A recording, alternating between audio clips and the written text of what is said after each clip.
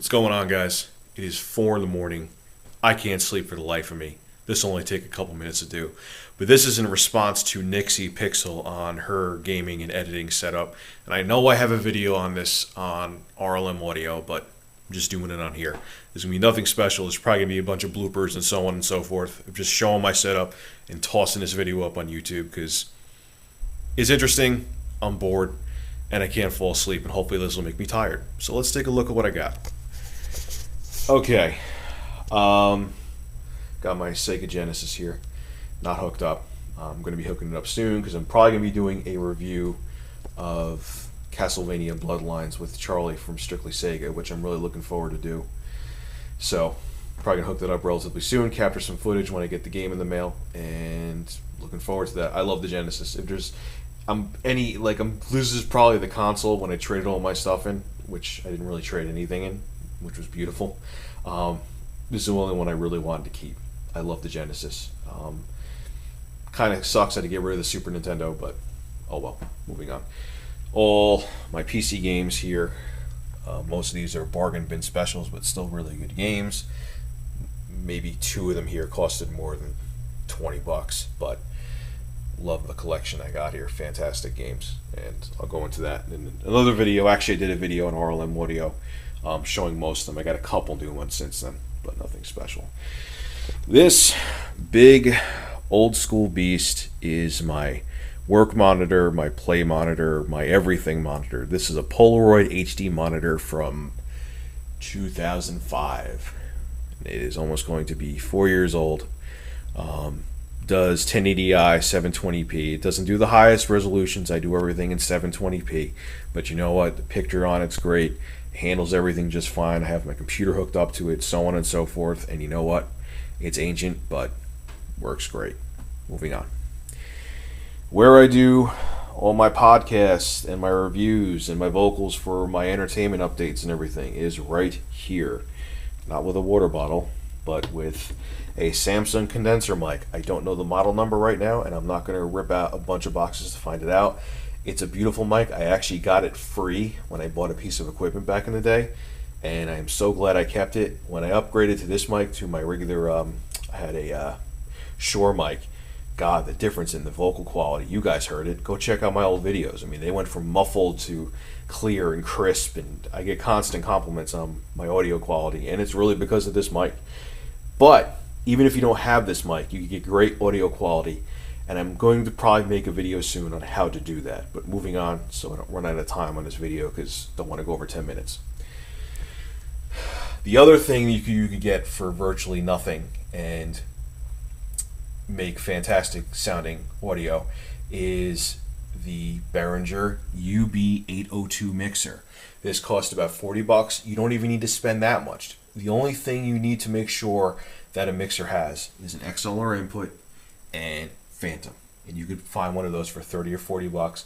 Doesn't even need to be a Behringer, even though I recommend them because they have excellent audio circuitry, but you can get various brands. Awesome mixer though. I strongly recommend this one. Moving on and moving away from my thumb. Got rid of my SNES. That was the only system I had to trade, and I used the Retro Duo. I got these as a gift. I got 2 of them actually as gifts for, I don't remember what the hell it was for, but perfect SNES clone, flawless, 110%. Sound is perfect, video is perfect. It emulates it perfectly. It's not even an emulator. If you crack this open, it has all the same chips and circuitry pretty much as the Super Nintendo did. The Nintendo side of this thing sucks. Audio quality is terrible. If you're looking to consolidate 2 systems in one, I don't recommend this. The only reason I use it because I got it free, and it's perfect for SNES games. My newest addition to my collection is this big black beast here. And I did not have to spend a penny on this thing. I just traded in some old stuff, not even a lot of my old stuff, to get it. And that was beautiful, to actually have credit left over in getting this. This is a 60 gigabyte, fully backwards compatible PlayStation 3. That means it can play PlayStation 1, 2, and 3 games. And this one actually has the card slot, so you can play videos and movies and music and so on and so forth through it. Has 4 USB ports. Obviously, it's Blu-ray. And yes, The rumor about this is true. This thing attracts dust and fingerprints like you have no idea.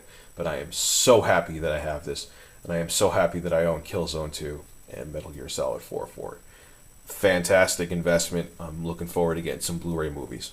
Moving on. Dreamcast. Another system that I'm glad I didn't have to trade in. If you're a fighter fan like I am, you will have 4 lifetimes worth of choices on this system. You get it for $40. Even if you're a casual gamer, get a Dreamcast. Most of the games are dirt cheap. And honestly, there's better games on here than there is on the PS2 to an extent. I mean, the PS2 as a whole, because it's been out longer and is having a much longer life, has better games. But I love the Dreamcast. Yes, I'm kind of a little bit of a fanboy, but I love the Dreamcast. Fantastic system. Ooh, Xbox 360. Nothing special. Love playing it. Was just playing Gears of War 2 with the real Agrabah, a.k.a. Dan Van Dam of the TotalGamer.com, if I could talk tonight. Good system. You know, I have a ton of fun with it, and you guys saw my other video before. I chose this one as the first choice to get. I'm not a fanboy. I do think this thing is built like crap. It sounds like a jet engine compared to the PlayStation 3, but the games are fun for it. That's what counts in the end. So, moving on. And last but not least, yeah, this is my controllers down here, whoopee, is my semi-beast of a computer. It's starting to get dated now. It's been dated since I bought it, but actually it's not. But here are my specs. First generation AMD Phenom quad-core processor, 4 gigs of RAM, 2 hard drives. The main hard drive that holds the operating system is 320 gigabytes. The secondary hard drive, which I use to hold all of my multimedia stuff and do my work on, is a terabyte. It has a 8800 NVIDIA GT video card. Let me say that again right. NVIDIA 8800 GT video card, which, you know, is pretty anemic for today's standards, but you know what? It could play Crysis at 1280 by 720 with like 24, 25 frames a second on very high to high. So I could deal with that. So most games this thing can handle at 720p with fully spec'd out. I only have a couple games that this thing really stretches the card with. So this is where I do all my editing on. I do all my video editing. I do the games on. I love using this computer to do reviews on because I can capture the video with fraps with the PC games. So when I have PC games, like say there's an Xbox 360 game and it's out for the PC, I'd rather get it for the PC because if I want to do a review on it, I could do it in full HD. And because this is a pretty powerful system, I don't really have any, you know, performance issues when I'm recording with fraps. So this, sad to say, if God said I can only keep one thing on this desk, it would have to be this, because this is my workhorse, man. If I lose this thing, I would be screwed. Especially now.